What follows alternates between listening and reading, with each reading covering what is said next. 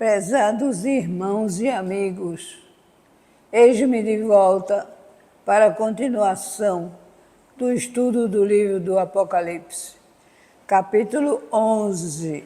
Eu sou Salma Pimentel e sou professora de Bíblia há 7 décadas. Nós vamos continuar a nossa maneira de estudar, pegando primeiro a palavra de Deus, dos versículos do capítulo 11, versículos 3 a 6. Depois iremos para o livro, onde ele dará a explicação de tudo isso. Eu vou ler primeiro agora a palavra de Deus. Versículo 3. E darei poder às minhas 2 testemunhas, e profetizarão por 1260 dias, vestidas de pano de saco. Estas são as 2 oliveiras e os 2 castiçais que estão diante do Deus da terra. E se alguém lhes quiser fazer mal, inimigos, fogo sairá da sua boca e devorará os seus inimigos. E se alguém lhe quiser fazer mal, importa que assim seja morto.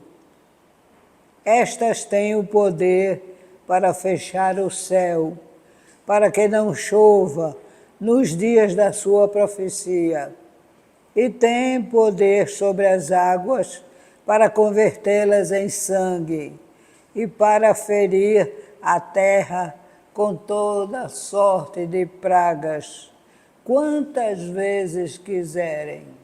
Esse é o texto do 3 a 6, do capítulo 11. Agora vamos para o livro. E o terror chegaria por 42 meses, ou 1260 dias, quando as 2 testemunhas falariam e profetizariam. O significado da frase é 3 anos e meio, que somam 42 meses, ou 1260 dias, segundo a maneira judia de contar o tempo. Um tempo, 2 tempos e metade de um tempo.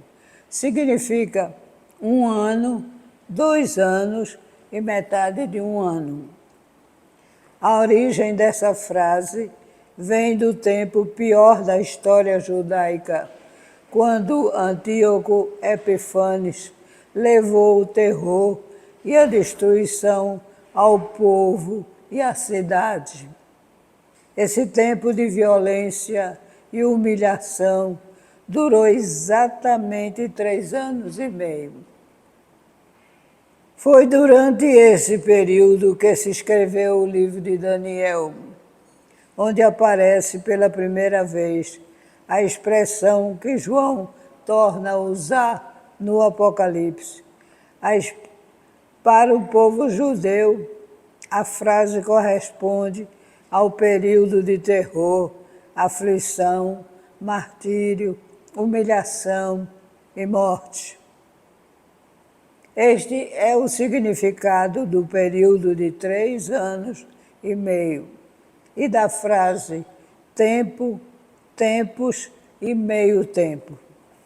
Deus, que cuida do seu povo sempre, não o abandonará e enviará 2 mensageiros, mesmo permitindo que a cidade seja pisada pelas nações por 42 meses. É difícil decidir se o profeta achava que eles eram pessoas históricas, verdadeiras, ou se representavam um simbolismo. A igreja testemunhando a Israel, dando-lhes a chance da conversão a Cristo por eles crucificado. Como os 2 versículos anteriores, encerram uma linguagem simbólica, é provável que o pensamento de João seja que a igreja testemunhe, mas a descrição dos dois mensageiros é tão detalhadamente relatada, assim como seu ministério, que é bem provável que sejam para João pessoas reais.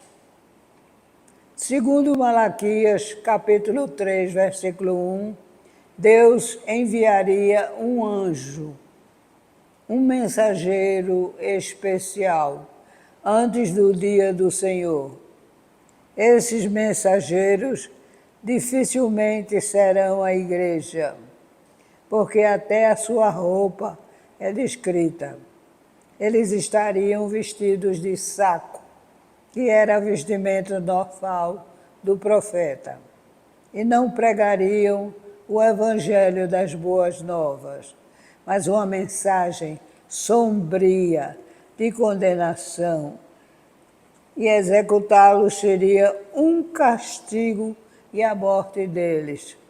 Alegraria àqueles que já não suportavam ouvi-los. Quem na realidade seriam os mensageiros? Muitos simbolicamente pensam que são a lei e os profetas. Outros, o Antigo e o Novo Testamento. Outros que representavam a igreja e os 2 discípulos, a quem Jesus mandou que fossem de 2 em 2 pregar o evangelho até os confins da terra. Muitos ainda pensam ser Enoque e Elias, porque eles não passaram pela morte.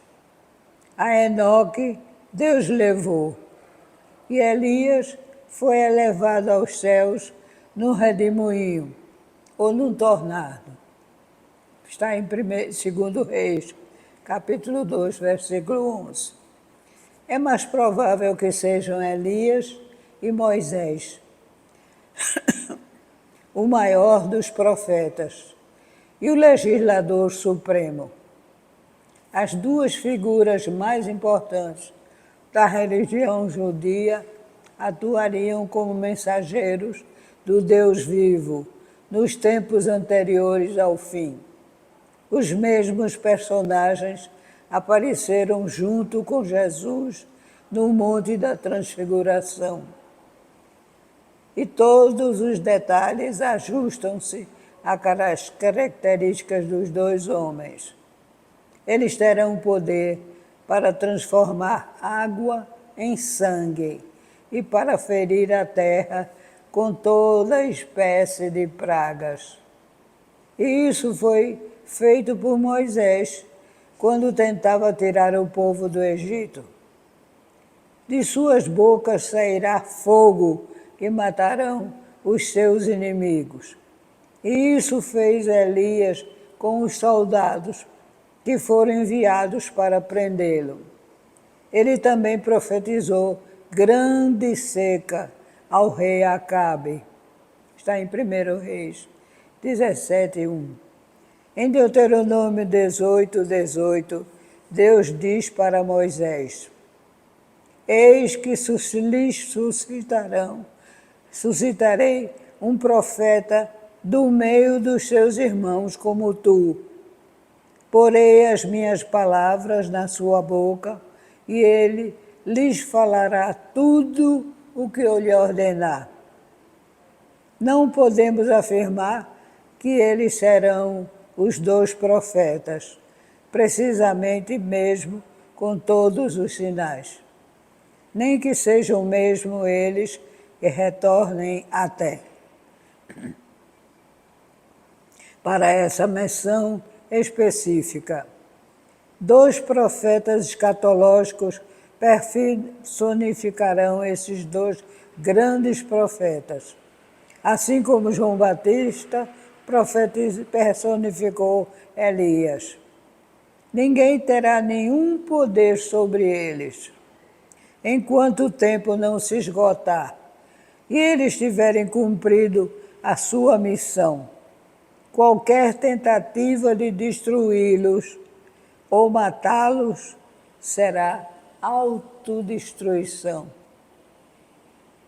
Os 2 profetas destruirão seus inimigos pelas palavras que pronunciarão, assim como Jeremias, no capítulo 5, versículo 14, que diz assim: portanto, assim diz o Senhor, o Deus dos exércitos, porquanto disseste tal palavra, eis que converterei as minhas palavras na tua boca em fogo, e a este povo em lenha, e eles serão consumidos.